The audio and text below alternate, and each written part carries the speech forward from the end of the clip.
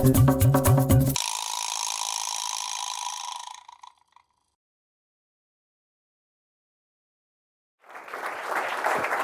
let's see if everything's working up here. I asked for a remote. That looks like I got one, so we'll see if it works. I like to actually talk down here, talk to the audience, and have some audience interaction.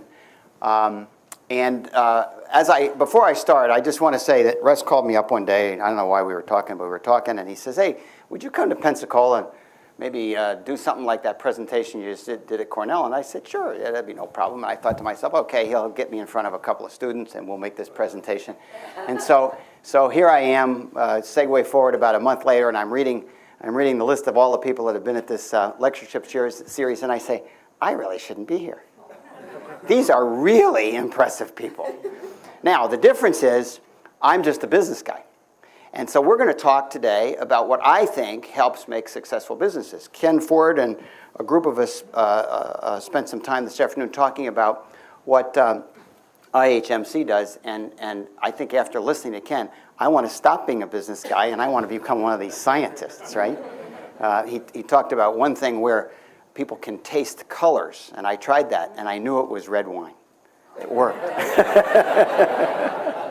Anyway, it's delightful to be here. Russ has had me running at 100 miles an hour today, and it's been great fun. We had a great time out at the university this afternoon with students, and I am going to basically do the same presentation I did for the students. I talk a lot about students. I had a very good friend of mine who was a professor of entrepreneurial finance at Harvard.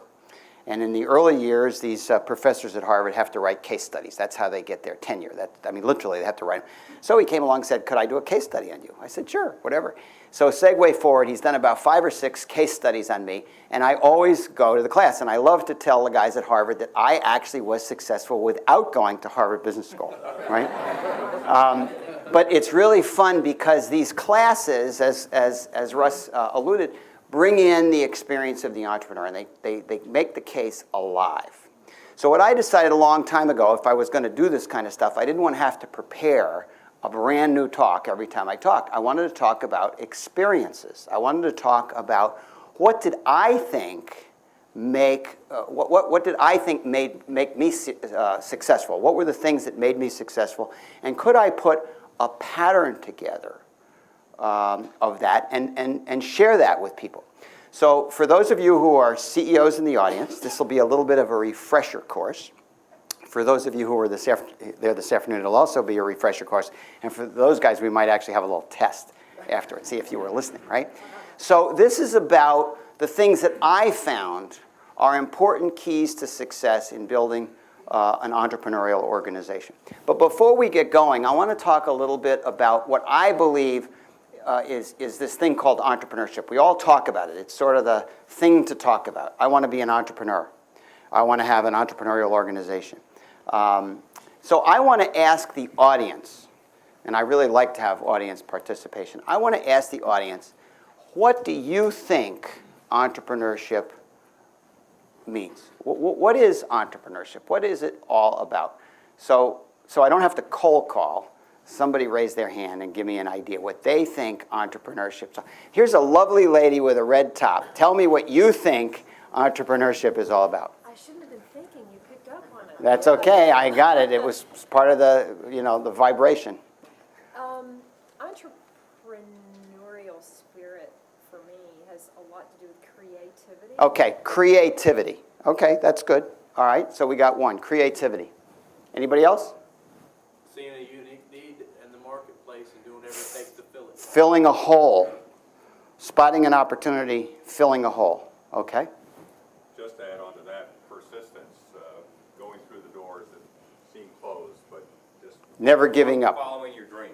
Following your dream. Passion, following your dream. Risk-taking.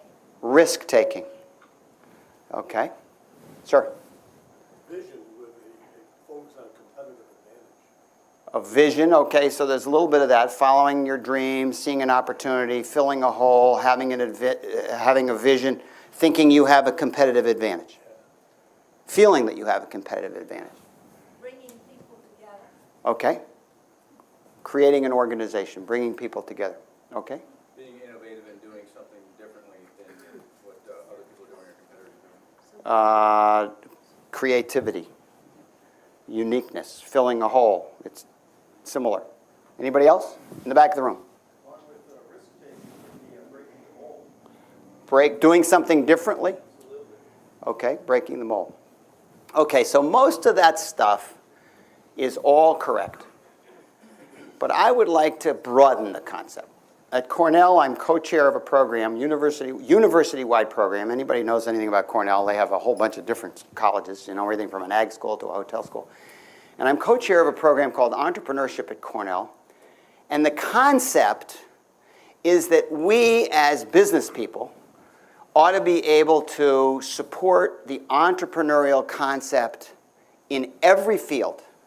And I've come up with this concept that I really believe that entrepreneurship is controlling your own destiny. It has all of the attributes that you just talked about in the traditional sense.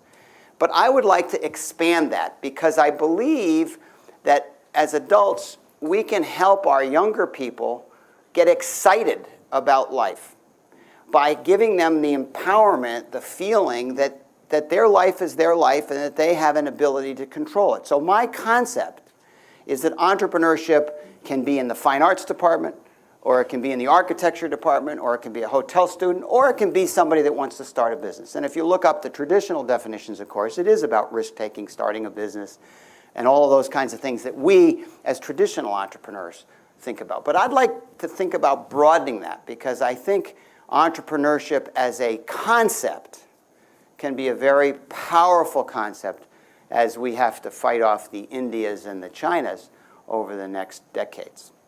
And in fact, I read an interesting statistic, and I won't have it exactly right, and I mentioned it this afternoon. Let's think about this. How many engineers, undergraduate engineers, graduate engineers, and PhDs in, let's call it 2020, 14 years from now, something like that, will be Asians, worldwide, Asians living in Asia. Now let me try that again. Engineers, undergraduate engineers, graduate engineers, and PhDs, Asians living in Asia. Worldwide percentage. 90%.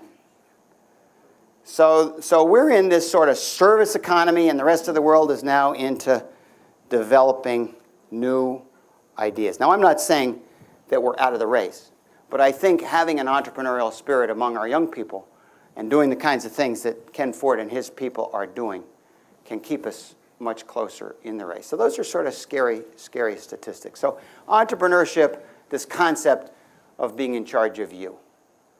And as I think about our young people today, I think many of our children need to think that way. They need to say, this is my life. I can't depend on mom and dad. I'm in charge of me. I need to make my own way. Okay, so with that as sort of a philosophical beginning, what I've done here is I've got about 15 what I call keys to entrepreneurial success. Let's see if this thing works, first of all. Okay, that's the first technological problem, but we can do that up here. Let's see here if I can get this going. Maybe it's frozen by now. Next will work. That ought to work. There we go. Okay, so I like to call the stuff that I've done in my life this concept of fun. Matter of fact, Russ, you mentioned that this afternoon when I asked this idea of what entrepreneurship is about. You said fun. And I think that business, with all of its problems, can be fun. So this concept, the art of serious fun, really was the way I tried to run my companies, and I think it really did have a powerful influence within the firm.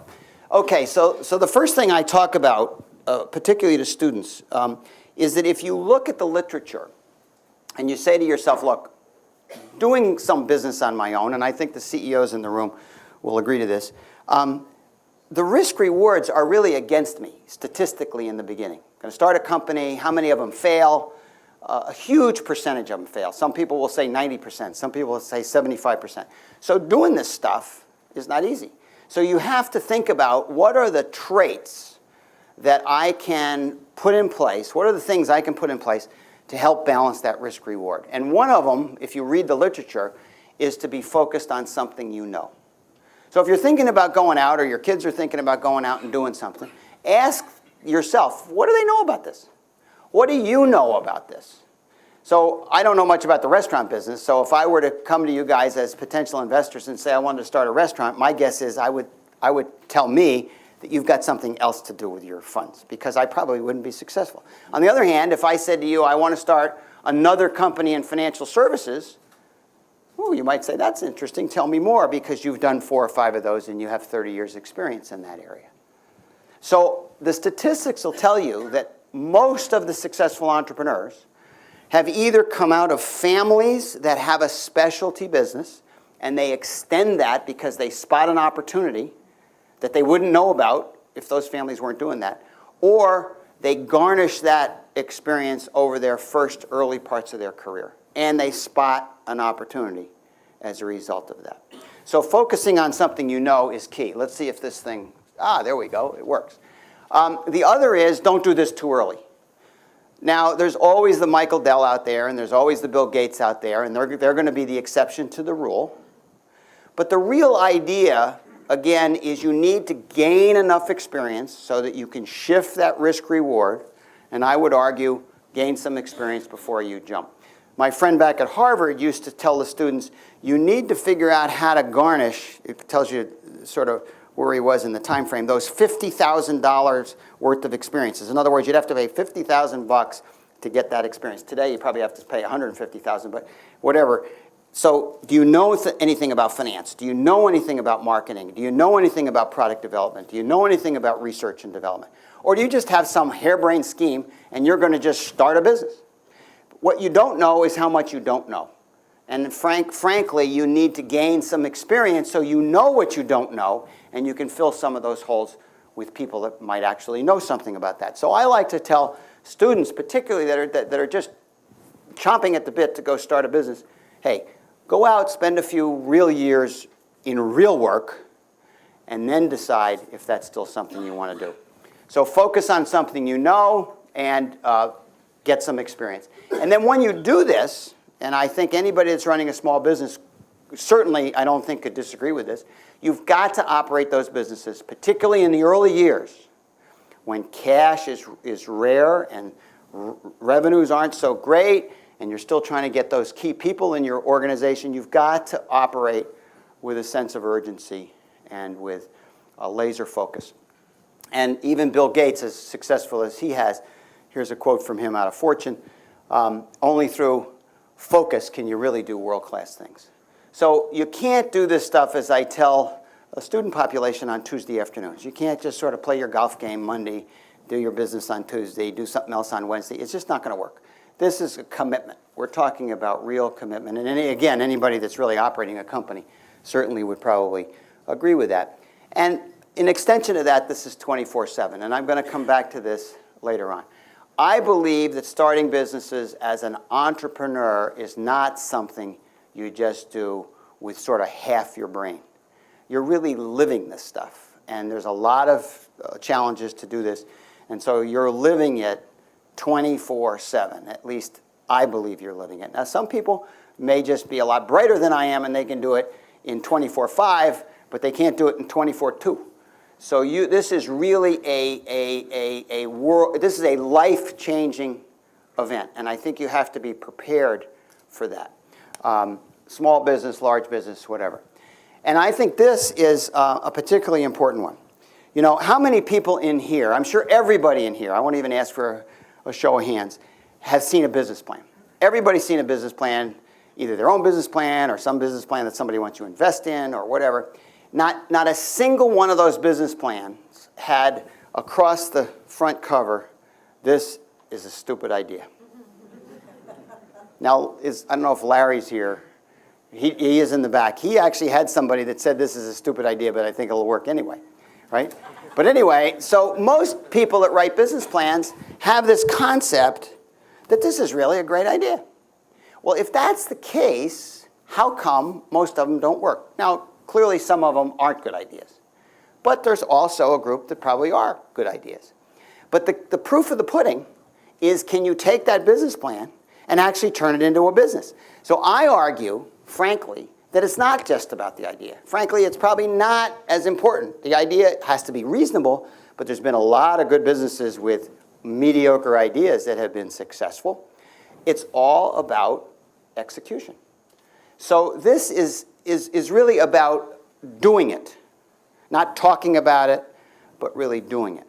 So as you think about these businesses, and this plays a part in a lot of other things we'll talk about, this concept of execution. And again, it goes back to controlling your own destiny.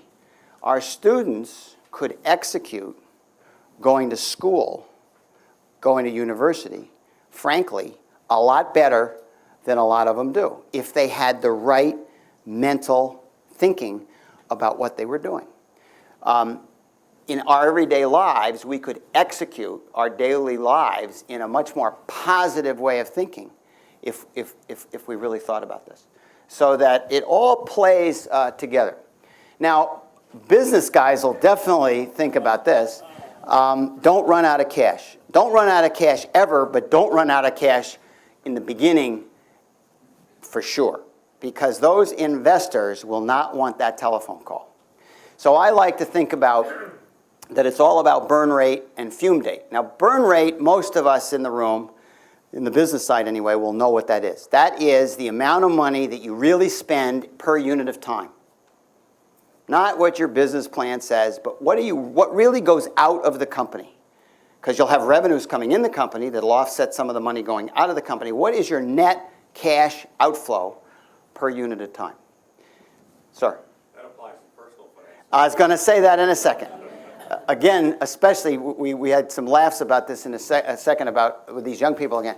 So, knowing what your burn rate is, personally, as a student or as a business person, makes a lot of sense. It costs me X dollars right now to run this enterprise. Hopefully X will start to go down if my revenues go up. But if X doesn't go down, I ought to know when the fume date is. Now, I'd like to think that I had some role in inventing fume date. I didn't invent burn rate because that was fairly common. But I think Bill Salmon, my friend at Harvard, and I came up with this concept that fume date is what? It's sort of visual, right? Visual. When do I run out of cash, right? And it's a pretty simple concept. It's the amount of cash that I have in the bank or I have access to, divided by the amount of cash that's going out the door in some unit period of time, which gives me a date. So when an entrepreneur presents me a business plan that might be an ongoing business plan, I might say, what's your fume date? And most of the time they say, what? I say, what's the date you run out of cash? He says, I don't have any idea. I said, why don't you go figure that out? And let me know if it's going out or if it's coming in. Okay, so we're riding around this afternoon in Russ's car, and the needle says empty, and the mileage says 0 miles left. So I said, aha, the fume date is coming up real early. Well, we made it to the gas station anyway. But that became very real, what the fume date was. So that's important. And I used to tell the students this afternoon, fume date for them is usually the day after they place the call to the parents, right? Fume date is the day after they say, hey, Mom, hey, Dad, how about a little extra money in the old bank account? Now, this is an interesting concept. Most people put business plans together and they say, oh, this is all about expense control. I would argue that it's very little about expense control. Why? Because we can control that. We can control the number of people that work there. We can control what we pay for rent. Maybe not instantly, but we can control it.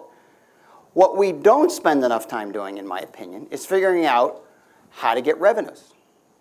So when I talk to business schools and I talk to business people, I ask the business people, this is about your product. This is about your sales force. How big is your sales force? How active is your sales force? What's the compensation plan for your sales force? How excited are they getting up every day selling this product? Et cetera, et cetera, et cetera. Because I would argue that if you really think about this, businesses don't go out of business really because of expenses. They go out of business because they can't sell a product. They go out of business because they don't have enough revenues to cover the expenses. So I think you can control expenses, but you've really got to think about this concept about marketing and sales. And one of the things that I would love to see universities do more of is teach a sales course. You know, when we think about sales, what we think about is the guy at the Oldsmobile dealership. They still have Oldsmobiles around? My mother-in-law has an Oldsmobile. That's what clicked in my head. So she's 93. I remembered that too. So it's all about that guy down at the automobile shop that's selling you a car. Seems like sort of a not important thing. I like to tell my people that if I can do one thing in business, I want to be in front of the client.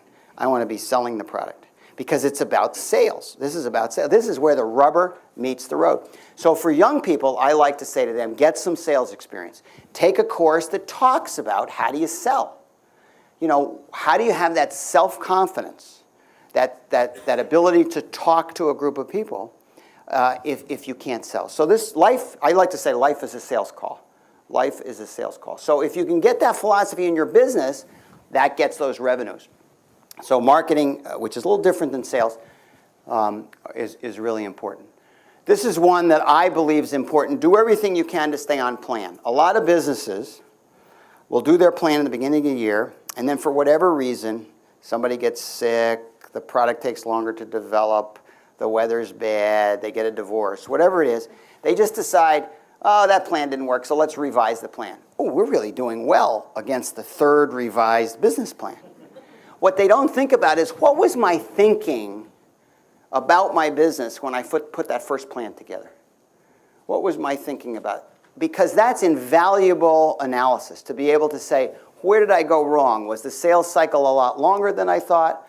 Is this going to really take more salespeople than I thought? Is our R&D department a problem because I can't get these products out the door? So I like to tell entrepreneurs, don't change your plan. Leave your plan as it was. Measure yourself against your plan. And at the end of the planning period, you can take a look at the new plan based upon your experience last year. But use that plan as a tool to learn what went right and what went wrong. And do everything you can to stay on plan. I used an analogy today about flying. I like to fly, and I have a Bonanza, so when the air traffic controller says, you know, take up a heading at 280 whatever, I don't fly at 282 or 281, I fly at 280.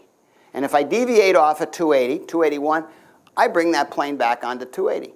And I think about staying on that heading much like I think about keeping a business on its plan. Look at that plan actively, analyze what's going right, what's going wrong, and do everything you can to stay on plan. This is one for us going out and raising money. I've had a lot of interesting experiences both raising money and being on the other side, investing in companies. And I find that most entrepreneurs overvalue their companies. Most entrepreneurs overvalue their companies because they think their idea is the best thing since sliced bread, and there's no science to this stuff.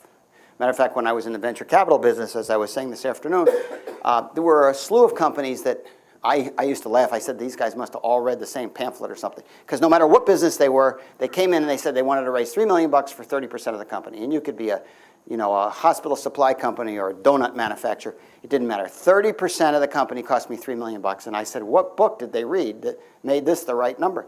So I think you really have to think hard about what's the right value. Now, in a second, I'll show you a little slide that says this is all about the trade-off between fear and greed. Greed on my side, I don't want to give away too much of the company.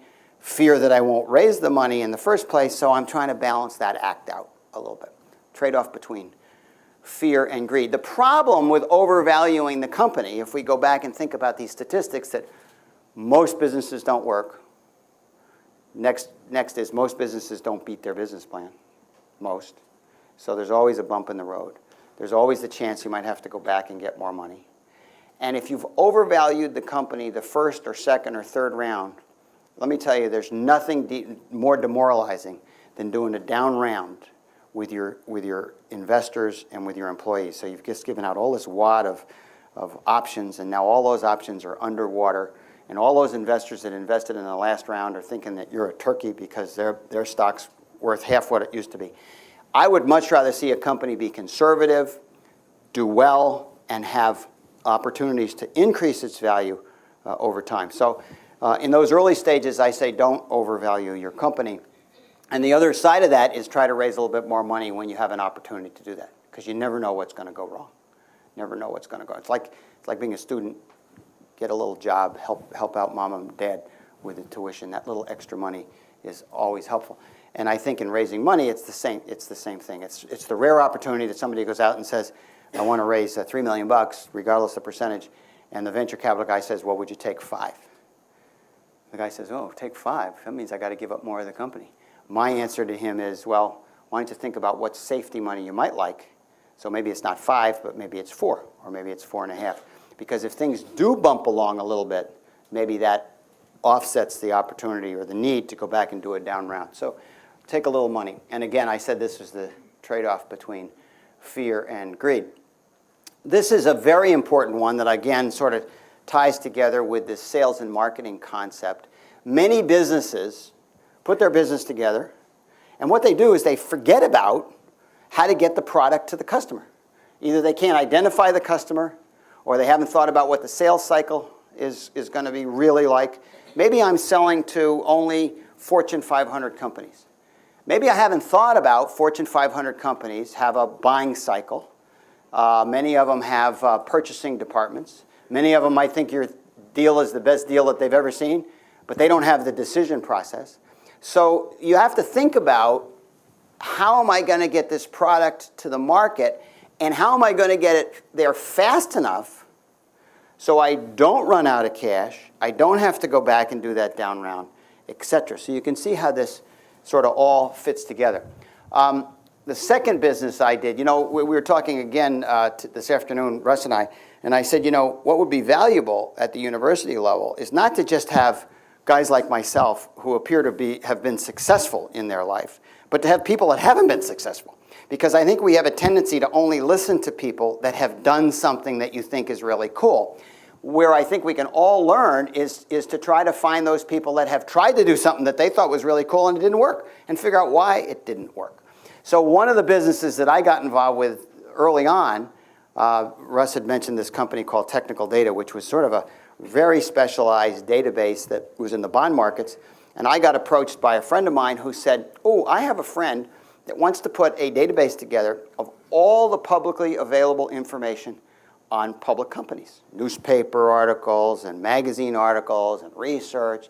I thought, oh, that's really cool. I have this database. I'm a database guru. So why don't we do this one? What I didn't realize, this was a massive undertaking, and nobody even asked who cared about it. So we almost went out of business. I used to say this was the company that could never write a business plan that it didn't miss. We missed every business plan we ever wrote, and I think it was the fear of failure that kept me going in the thing. And I was able to get my investors to stay with us, and it did turn out eventually to be successful, but along the way it was very painful. I had to fire a couple of CEOs, etc. So that gave me this concept of, give me a business that I can identify who the buyer is anytime, versus a business where I can't identify the buyer. Or somebody says, everybody's going to be interested in this. I say, really? How do I get to them? Do I call somebody and say, give me everybody? If you give me somebody that I can identify, this goes to vice presidents of major banks that are in the lending department.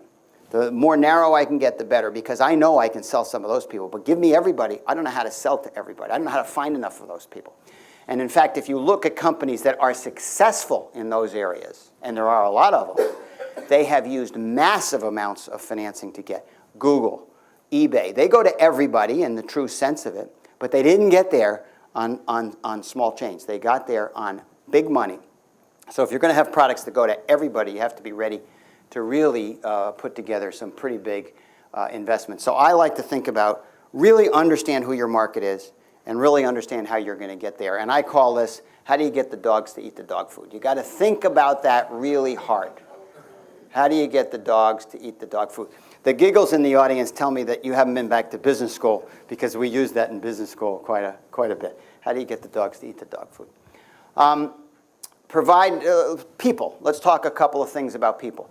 I like to think about, and Ken talked about this a little bit as we were describing the activities here today. If you get really good people and you explain to your people what their responsibilities are, what their goals are, and then you let them operate, And in fact, you let them get to the edge of the envelope and sometimes make a mistake, and you don't shoot them for that because they're really trying to be innovative. And in fact, you create an environment that has people experiment a little bit. You really get a better company, and you really get better employees. The idea is you want to put together a business where people would rather come to work than not come to work. People would rather come to work than not come to work. So I think you have to provide people with goals and responsibilities, and then you have to let them know how they're doing. Let them know how they're doing. Matter of fact, we talked a little bit about that again this afternoon. This whole concept of letting people know that they're playing an important role in your life, an important role in the business. You know, I had a daughter that worked at Fidelity, and she complained. She said, "You know, Dad, I don't think my boss even knows who I am."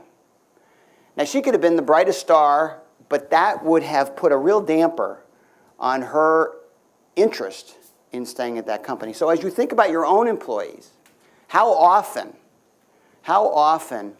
do you go around to your employees? First of all, do you know them?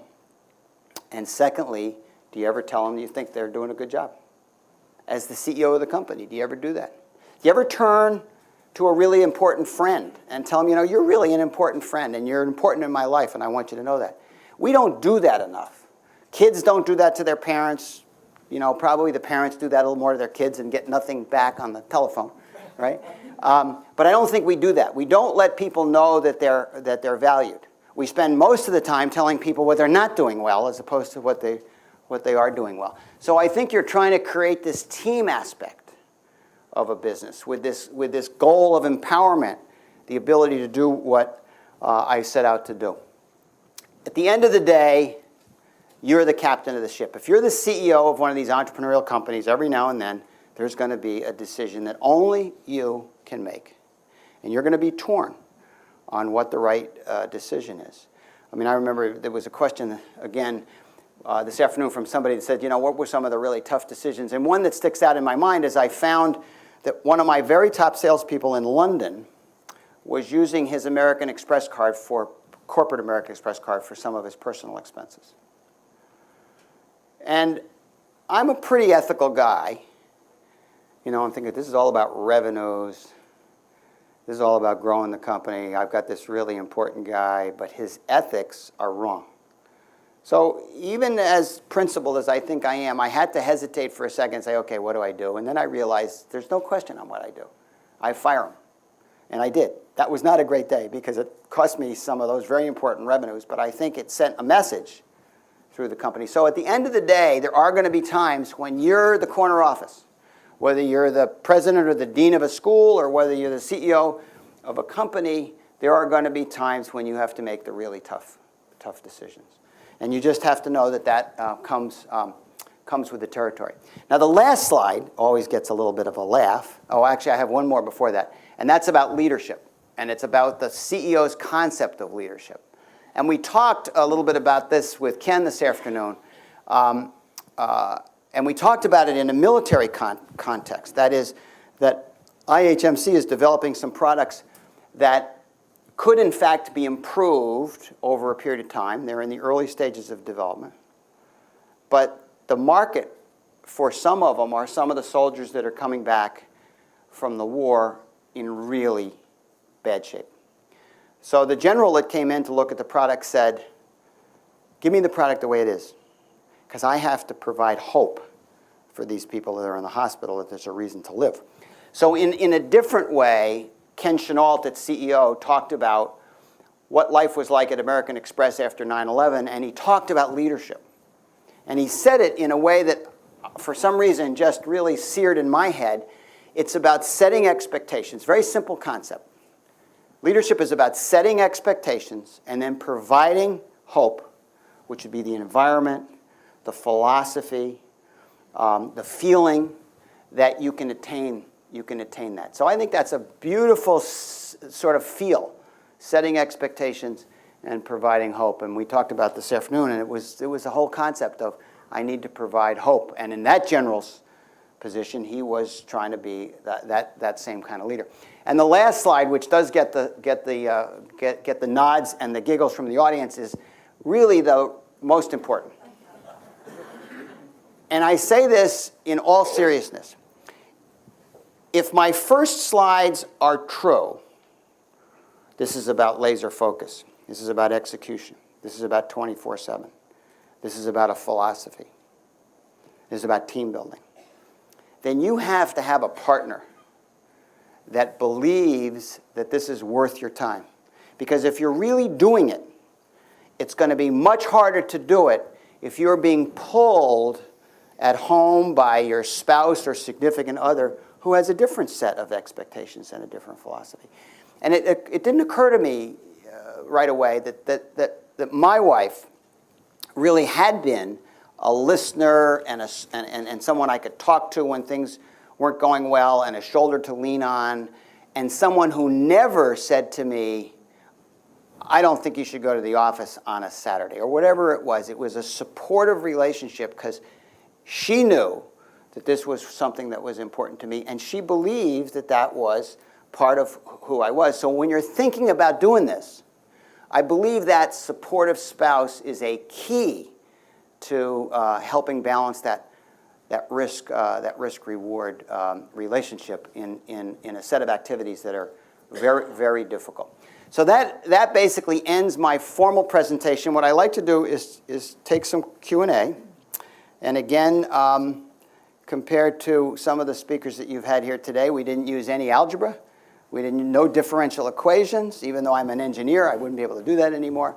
So this was really a little bit more about what I would call the real world of trying to commercialize, in a way, some of the stuff that everybody's working on here. So I hope that resonated, whether it's a review course for some of you experienced CEOs or some new stuff for people thinking about this. Let's open this up to Q&A, and let's remember to wait until we get a mic to the questioner, before we ask. And I'm willing to cold call people if we don't have questions. I've done this enough to know that that helps. We have a question down here in the second row. I need to stand up. You can come up here if you'd like. This is more a comment than a question. Marry the right spouse. Your first question, when you asked people to say what entrepreneurship meant to them, I had to hold my hand down from wanting to say feast and famine, because that's what it has meant in the early years. For Russ and I was, a lot of lean times mixed in with some really great times, and things finally evened out a little. But I think you're right in that an entrepreneur needs to have a spouse that can support and hang in there during those rough times, those lean times. How'd she do? Thank you. Questions from the audience. We have one in the back row. Thank you, Jeff, for your comments. What can a local or regional university do to galvanize entrepreneurial spirit and experience? I mean, you came from a highly regarded research institution, and obviously you have had a lot of support there. What can we do locally to do that kind of thing? Well, that's an interesting observation and question at the same time. I would argue that as involved as I am at Cornell, particularly at the business school, my experience as an engineer was not entrepreneurial at all. It was a research institute. So I as a personality, as an individual, wanted to become an entrepreneur. Of course, I was 39 by the time I started my first business. So I don't know how much Cornell itself had influence on me as an entrepreneur. Now, I think it's more entrepreneurial today because we've decided a couple things. First of all, from a development point of view, if you analyze large donors to any kind of an institution, be it IHMC or anywhere else, you're going to find that more often than not, those donors, if they're individuals, are entrepreneurs. So it's in your self-interest to nurture entrepreneurship. And if you also believe it's a culture, then I think you need to try to take your teaching and to turn that teaching into something exciting. To say to yourself, look, I'm a teacher, but I'm in the business of entertainment. I'm being paid by these people in the audience to have them have a positive experience. Doesn't mean it has to be easy. It needs to be a positive experience. I'm going to create an entrepreneurial approach to my teaching. So maybe I'll do some case studies. Maybe I'll have some guest lectures. Maybe I'll use some audio video. Maybe I'll ask my students, how am I doing? Are you learning something in my class? Then separate from that, I think you need to do things like put together maybe a venture fund, maybe put together an entrepreneurial organization that invites people from, there's a lot of people in this community that would be delighted to come out and do presentations at the school. So it's really a set of activities that takes the culture from being just purely academic and purely teaching into the real world. I mean, we talked today, Russ was kind enough to get me a visit out at the NSA Museum. Did I get that right? And NAS Museum. NSA Museum, that must be in Washington, right? Anyway, and one of the things they're doing is, I think everybody in the local community knows, is they're now starting to take high school students and grade school students and turn math and science into some kind of excitement using flight as sort of the metaphor. Why do airplanes fly? You know, what is this all about? So I think it's really a culture. Then separately, inside the community, I think you can do things like you're doing now. I think you can do things like that Russ wants to do to create that entrepreneurial environment where you're networking, you're talking about each other's problems, you're thinking about ideas together, and it sort of feeds on itself. It feeds on it. So I don't think it's any one thing, and it's not a science. It's a bit of an art. Couple more questions. Yes, sir. Down here in the front, we need a microphone. I usually forget about that microphone thing. Jeff, can you talk about the term, you may be familiar with, failure way to the top, and people who run into problems and not to be discouraged, and also hiring folks who have failed and having that be a very valuable piece of the pie as far as building an organization? I missed the early part of the question. You're talking about how do I get the right people? The term failure way to the top, you talked about Failure way to the top. Yeah, failure way to the top. Okay. So I think there's two aspects of that question is, you know, do you have an organization that allows people to make mistakes and not to hammer them about their mistakes? I don't think you want to nurture mistakes, but I think you want to allow people to know that they have the opportunity to try something, and if it doesn't work, right? I'm not so sure that I really said hire people that have failed, although sometimes I think that can work because this is a tough business and there's nobody, I mean, we all put our pants on one leg at a time. And so therefore, there are people that have really tried hard and for whatever reason they missed something up here and it didn't work. So I think you can hire experienced people that haven't been able to do it on their own. And in fact, they may not have done it on their own because they didn't have really the right skills. They might have been a great finance person, but they're just not a CEO. I had a technology guy that worked for me for years who I thought was one of the best technology people that I had ever run into. And in fact, if I wanted a division guy to run a division, he was perfect. He always wanted to be a CEO. And I had in the back of my mind that I don't think he realized that's a different job than he has. And I'm not so sure he'll be as good at that job. Now, he did try it, and it worked okay, but I think he saw some of the aspects of being a CEO that really were not his strong suit. So I think sometimes people that have failed because they just don't have the right skill set. So they could be correct. What I really was trying to suggest is sometimes we can learn why people failed. So we tend to talk about people that, at least theoretically, haven't failed. So when you can talk to somebody who really tried something and it didn't work, and you can learn something as to why, I think there's some value to that. So. Back of the room again. Hi, yes. Thank you for sharing your insights with us today. But I really loved your analogy or the comment you had about how to get a dog to eat the dog food. In research and doing research for your company or a new product you're bringing online, When is enough research enough? I mean, when do you figure out how to pull the trigger? And do you do that sort of flying by the seat of your pants, or are you doing it based on some sort of metric you're actually measuring? Or can you describe how you make those decisions? Yeah, I think that's a good question, and actually relates back to that same topic we were talking about before, about this development of a product that, while from the developer's point of view is not ready for prime time, from a marketeer's point of view or some special need aspect might fill a hole that is just fine. So that's a skill set that I think, in my case, I knew enough about the financial markets and enough about the financial service business that I could make a gut judgment that this product is just fine the way it is. Now, it may not be perfect, and in fact, the place we can learn the most is the feedback from our customers who are the early adopters of this thing. Because we really don't know, at the end of the day, exactly what the market's going to react to. So you get terrific feedback from a marketplace when you put a product into the market that you might think is a little bit early, but you think it's okay. And of course, your R&D people are always fighting you. Sometimes even your salespeople, oh, nobody will buy this because it doesn't have this aspect. Or say, look, this is what we got to sell. This is your commissions that are dependent on it. Just sell it. And if you get back to me with feedback from the customer base that we need this, this, and this, we'll work out a schedule where, if we get enough of that feedback, we'll put that into the product.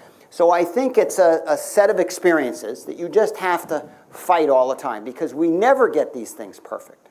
I mean, even Microsoft, for those of you who are still Windows users, right? I had a guy up here that says, Windows, why don't you use a Mac, right? Well, whatever. Even Apple, they're always tweaking their stuff. They're never finished. And I think really, in some sense, our businesses are never finished. They're always trying to grow. They're always trying to improve. So I think it's that early sense of, can I make a judgment? Can I get out there and get those early adopters of this product now? So you might test it out in the marketplace a little bit and just see what the feedback is. You might put it out there. I used to have this thing where I told the marketplace that if you were one of my first X number of clients, then I'd give it to you for 50%. That usually attracts a lot of people. So I get X, and now I can go to the next X and say, geez, these guys already have it. You're at a competitive disadvantage. And of course, it's not half X, it's full X. And by that time, you're starting to improve what the product looks like. So it's again a trade-off. Russ. Jeff, you touched on it this afternoon, but I'd like to ask you what you believe the role of entrepreneurship is or can be in community development and economic development. What role do I think it plays? Yes. Okay. I think the question that we were addressing this afternoon was the role of innovation and entrepreneurship in a community environment, or really in a broader environment, a state environment. And what view did I have? Did I think that was important? And I think if we go back to that statistic we talked about, the Indias of the world and the Chinas of the world and the developing countries of the world who are really now focused on sciences and math, I think we have to be innovating. I think innovation is frankly our safety valve. And I think the other side of that is entrepreneurship creates an environment of excitement, of control, of this aspect of running your own life, of trying to fill those holes of opportunity that creates a sense of getting it done today, a sense of this urgency. And it's sort of a vibrancy in the community that I think can play an extremely important role from an economic point of view. I mean, again, it's all about job creation. It's all about idea creation. And it frankly plays a big role in why it's exciting to get up in the morning. If we're getting up today for sort of the same old reasons we got up yesterday, at some point that gets a little bit boring. Something ought to be out there today that's exciting. And I think entrepreneurship can play, and innovation can play a big role. Matter of fact, I'm going to give my resume to Ken because I'd rather be doing some of his stuff. We have time for one more question. One more question, Ken says. Gentleman over here in yellow shirt. Thank you very much for your comments. I'd like to know what you feel the financial services industry is doing, how good of a job you feel the financial services industry is doing in supporting and fostering the entrepreneurial spirit, and what can we do to do a better job? Ooh, that's a tough one. What do I think the financial services industry is doing to foster entrepreneurship? Well, I don't know if you're really talking about Wall Street and the capital markets and the brokerage community, banking. I think generically speaking, Wall Street and the capital markets are relatively entrepreneurial. That is, it's about the gladiators in the gladiator pit day in and day out. Now, I decided that I would rather feed the gladiators food than be one of the gladiators. So it's an environment that creates entrepreneurial opportunity. I used to say I was selling dope to the dope addicts, right? Because the addicts needed the information that I was organizing and delivering to survive. And in fact, if you can figure out those kinds of businesses, they're good businesses because you have a marketplace that really wants what you're delivering. So I think for young people, for instance, if I could say to a young person, would you like to go to Wall Street and sort of make $1 zillion while you're doing this, the answer ought to be, I'd love to think about that because it is a very entrepreneurial environment. The other side of that, it's a gladiator environment. So only there's, it's sort of the survival. Only the best survive, frankly. So I don't know that I could say that Wall Street or the financial markets or the banking markets are doing anything than any other sectors are doing. And I think that, in a sense, when I listen to your question, I'm thinking about, are those industries pulling entrepreneurship forward, or are individuals like ourselves pushing entrepreneurship forward? So I actually think it really starts at the grassroots level in all of these industries, as opposed to the industry itself. And I think entrepreneurs affect the industry and change the industry. So I think it's really an individual push as opposed to a sector pull. Thank you all very much for tonight. I've enjoyed it.